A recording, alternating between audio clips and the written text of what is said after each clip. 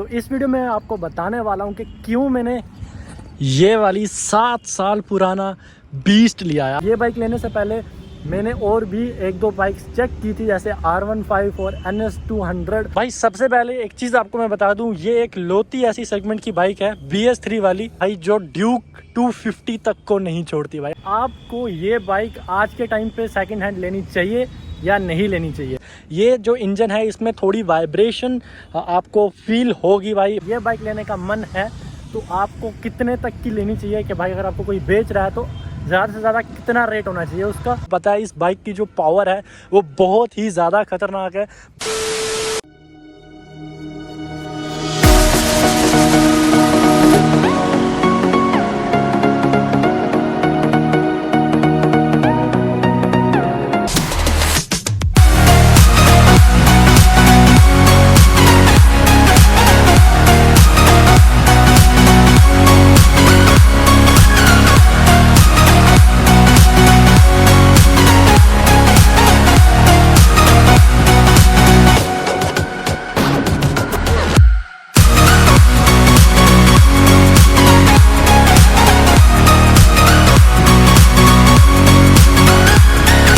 So hello guys, welcome back to the channel, welcome back to the और new video. तो इस video में आपको बताने वाला हूँ कि क्यों मैंने ये वाली 7 साल पुराना बीस्ट लिया है। अब मैं इसको बीस्ट क्यों बोल रहा हूँ, बाइक क्यों नहीं बोल रहा। तो भाई ये बाइक नहीं है, ये एकदम पूरा बीस्ट है। दिखने में भी बीस्ट से कम नहीं है ये। और आज मैं आपको यही बताने वाला हूँ कि आपको ये बाइक आज के टाइम पे सेकंड हैंड लेनी चाहिए या नहीं लेनी चाहिए। तो मैंने ये बाइक जो है ये सेकंड हैंड ली थी, और ये मैं बता दूं मैंने 4-5 महीने पहले ही ये बाइक ली है। इस वीडियो में मैं आपको बताने वाला हूँ अगर आपका ये बाइक लेने का मन है तो आपको कितने तक की लेनी चाहिए कि भाई अगर आपको कोई बेच रहा है तो ज़्यादा से ज़्यादा कितना रेट होना चाहिए उसका। और मैं आपको बताने वाला हूँ कि भाई आपको क्या क्या चीज़ देखनी है बाइक लेने से पहले। तो भाई अगर आप बाइक लेने का सोच रहे हो तो ये वीडियो स्किप बिल्कुल भी नहीं करना। तो अब मैं आपको बता दूं कि भाई मैंने सबसे पहले ये बाइक क्यों ली। तो मेरी ये बाइक लेने का भाई मेन मोटिव ये था, और वो था यूट्यूब। और इसका एक्सपीरियंस मैं आपको एकदम बेस्ट देने वाला हूँ, क्योंकि मेरे पास RS200 BS4 भी है और ये BS3 है। भाई BS3 में आपको पता है कि बहुत ही भयानक पावर है। अभी तक की जितनी भी RS200 वाली सीरीज़ की पल्सर की जो भी बाइक्स हैं उनमें जितनी पावर है उनमें सबसे ज़्यादा पावर इसी वाली में है।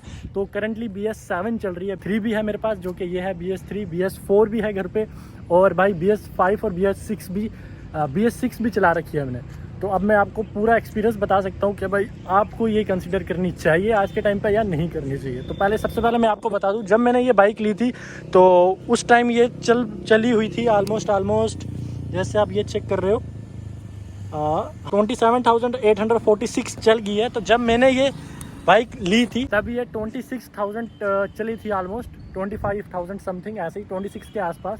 तो मैंने 2000 किलोमीटर ऑलमोस्ट होने वाले हैं मैंने इसको चलाए हुए।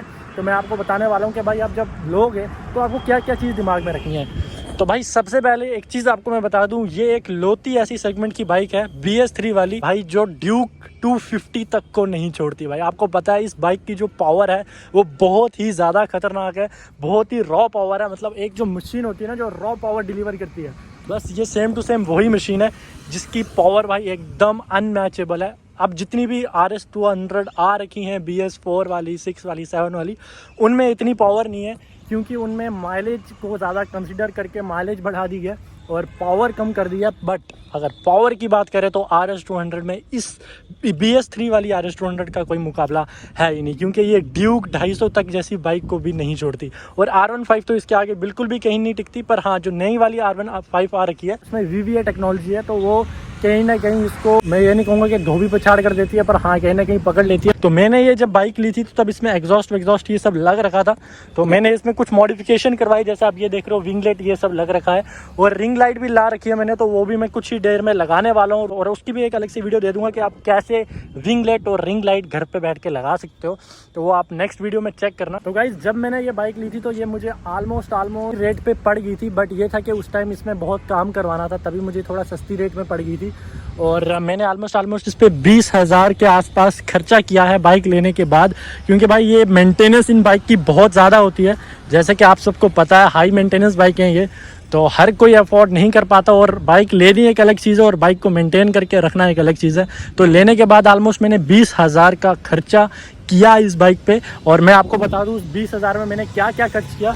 तो इसकी जितनी भी पूरी क्लच असेंबली वाली सिस्टम है पूरा चेंज कर दिया मैंने, और इसका जो कॉन्सेप्ट था वो ख़राब था वो चेंज किया, और ये बहुत ही छोटी छोटी और सर्विस करवानी थी वो किया, और छोटी छोटी बहुत सारी चीज़ें थी जो कि इसमें मैंने सही की। तो अब आप सोच रहे होगे कि भाई इस बाइक की माइलेज मुझे कितनी मिल रही है आज के टाइम पे। तो भाई मैंने जब से बाइक ली है मैंने बिल्कुल माइलेज इसकी चेक ही नहीं की, बस तेल भर रहा हूँ और चला रहा हूँ। बट फिर भी एक रैंडम अगर मैं आपको मोटा मोटा गैस लगा दूँ तो भाई एग्जॉस्ट भी लग रखा है।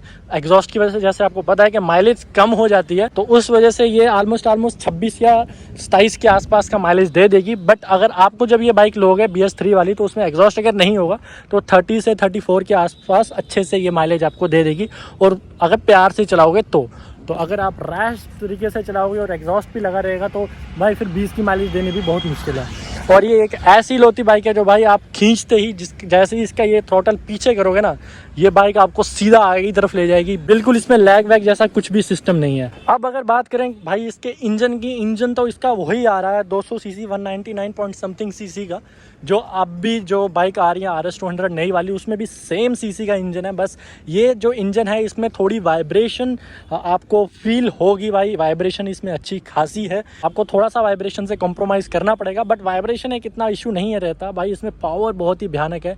और एक और चीज़ बता दूं भाई, जो इसकी ये बॉडी आप चेक कर रहे हो, ये वाला इसका जो फेयरिंग है भाई ये बहुत ही ज़्यादा स्ट्रॉन्ग है, बहुत ज़्यादा स्ट्रॉन्ग है। मतलब मेटल जितना स्ट्रॉन्ग है ये अगर गिरेगा तो अचानक से टूटेगा नहीं। जो आजकल की जो बाइक आ रही है RS 200 आ रही है, R15 आ रही है भाई, वो हल्की सी गिरती है तो फेयरिंग टूट जाती है, पर ऐसा इसका कुछ नहीं है। मैं आपको एक चीज़ बता दूं, मैंने बाइक को ऐसे स्टैंड पे लगा रखा था, तो जैसे ही मैं बैठा तो मैंने स्टैंड उठा दिया, और अब मुझे ध्यान में नहीं रहा कि मैंने स्टैंड लगाया या नहीं लगाया, और मैंने बाइक जस्ट छोड़ दी तो बाइक नीचे गिर गई थी। पर बाइक को कुछ भी नहीं हुआ, कुछ भी नहीं हुआ, जस्ट यहाँ से थोड़ा सा स्क्रैच आया था और कुछ नहीं हुआ इस बाइक को। तो इतनी स्ट्रॉन्ग है इसकी पूरी फेयरिंग। तो भाई अगर आज के टाइम पे तुम्हें कोई ऑफर कर रहा है और तुम्हारा मन है कि भाई तुम सेकंड हैंड एक RS 200 लो, तो भाई सेकंड हैंड RS 200 ले रहे हो तो भाई बहुत अच्छी बात है, लेनी चाहिए बिल्कुल। बस थोड़ी चीज़ों का ध्यान रखना है कि आपको एक अच्छी कंडीशन में मिले। अच्छी कंडीशन से मतलब है कि भाई इंजन विंजन उसका सही हो, बाकी आप तो काम खुद भी करवा सकते हो। इंजन एक ऐसी चीज़ है कि यार अगर वो ख़राब मिल जाए आपको तो बहुत ही दिक्कत हो जाती है, बार बार आप कहाँ पे क्या काम करवाते रहोगे। बाहर से कोई दिक्कत नहीं है, बॉडी वाडी थोड़ी टूटी वूटी हो कोई दिक्कत नहीं है, बस इंजन सही होना चाहिए। और आज के टाइम पे अगर आपको ये बाइक मिल रही है तो मेरे हिसाब से आपको ज़्यादा से ज़्यादा अगर अच्छी कंडीशन में है तो 55 से 60 हज़ार दे देने चाहिए अगर वो मांग रहा है, और अगर इससे कम में मिल रही है तो बहुत ही ज़्यादा अच्छी बात है। और अगर आपको अच्छी कंडीशन में नहीं मिल रही, मतलब मैं कहना चाहता हूँ जैसे इसकी क्लच प्लेट फुग्गी हो या कुछ ऐसी कंडीशन में अगर आपको मिल रही है तो ऐसी कंडीशन में आपको 30 से 35 हज़ार से ज़्यादा नहीं देना चाहिए। मेरे को ये बाइक थोड़ी सी एक्सपेंसिव पड़ गई थी, ऑलमोस्ट 8 से 10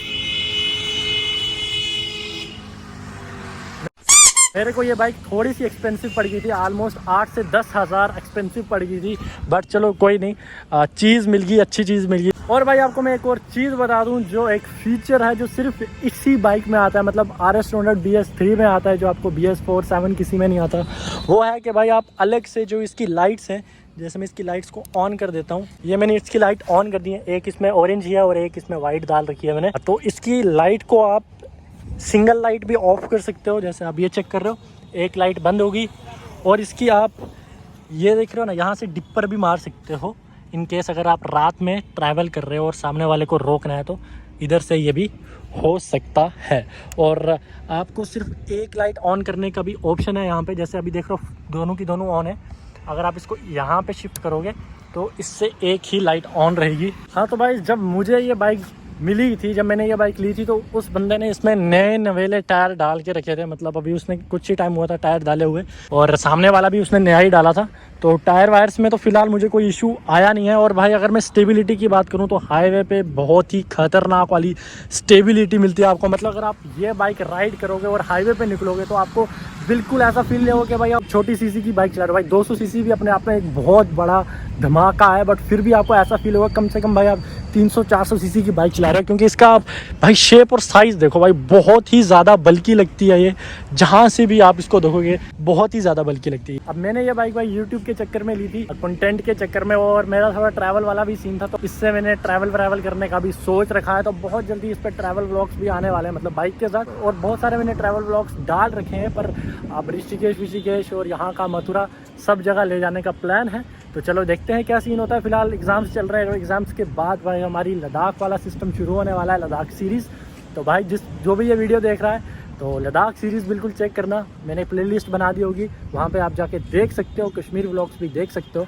तो यही था इस बाइक का पूरा सिस्टम और मेरा पर्सनल ओपिनियन। अभी मैं यही कहूँगा कि भाई अगर आपको ये बाइक मिलती है ना, तो भाई आंखें बंद करके, अगर आप बाइक लवर हो ना, तो भाई आंखें बंद करके ये बाइक उठा लो। बस थोड़ी सी भाई इस चीज़ का ध्यान रखना, हल्की सी कंडीशन में होनी चाहिए बाइक, इंजन से कोई दिक्कत ना हो, बाकी कोई कंडीशन हो ना हो, वो तो आप सही कर ही दोगे। पर ये जो बाइक है ना भाई, बहुत ही भयानक सीन है इसका, फुल बीस्ट वाला सिस्टम है इसका भाई, फुल बीस्ट वाला। अब मैं आपको बताता हूँ, ये बाइक लेने से पहले मैंने और भी 1-2 बाइक्स चेक की थी, जैसे R15 और NS200। तो भाई NS200 पहले ही मेरी लीग से बाहर हो गई थी, क्योंकि मुझे हल्की सी फेयरिंग वाली बाइक चाहिए थी। तो R15 जब मैं चेक कर रहा था V3 वाली, तो भाई उसमें सिर्फ एक प्रॉब्लम आ रही थी कि यार वो मेरी हाइट के हिसाब से वो मेरे को सही बैठ नहीं रही थी। एक्चुअली उस पर एकदम से झुक के बैठना पड़ता है, तो आपको पता ही है लॉन्ग राइड के लिए वो सही नहीं थी, और मेरे पे बैठ भी सही नहीं रही थी, क्योंकि मेरी हाइट थोड़ी सी ज़्यादा है। तो इसलिए मैंने RS200 को कंसीडर किया। माना उसकी माइलेज थोड़ी ज़्यादा थी, पर इसमें भाई जो आपको पावर मिलती है, एक बार अगर आप बाइक की राइड लो हो गए तो आप भाई R15 जैसी बाइकिंग को भूल ही जाओगे, इतनी खतरनाक बीस्ट है ये।